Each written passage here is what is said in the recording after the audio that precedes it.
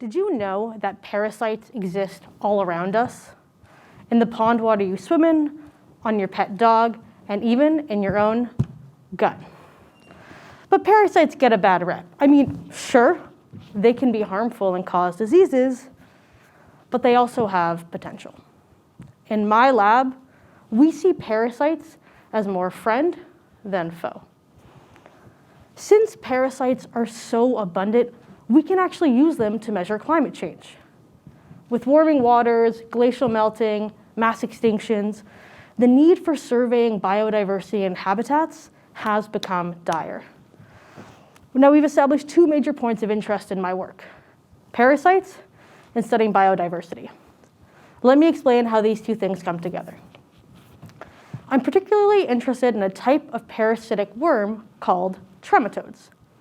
These trematodes are ubiquitous and can be found in different mammals, birds, fish, amphibians, and snails in southern Ontario.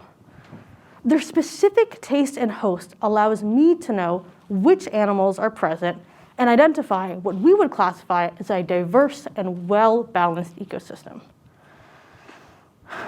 In the past, researchers like myself have ventured out to these ponds and collected hundreds of snails to survey for trematodes. This process was time-consuming, labor-intensive, and depleted the snail population in these ponds. I am now exploring a less invasive way of studying parasites by taking a more molecular approach.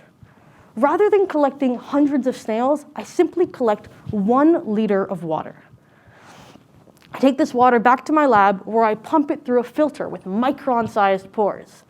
These tiny, tiny, tiny, tiny pores are able to capture the DNA and tell me all about the living things that visit our ponds. I use a process called PCR, or polymerase chain reaction.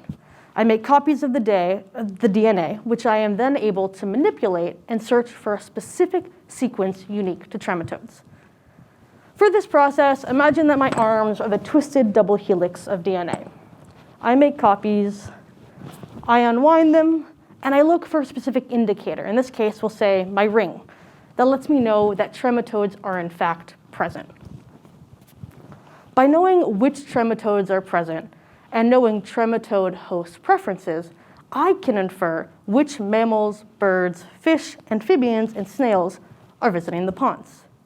I'm hoping my work will usher in a new standard of less invasive research and a better understanding of climate change.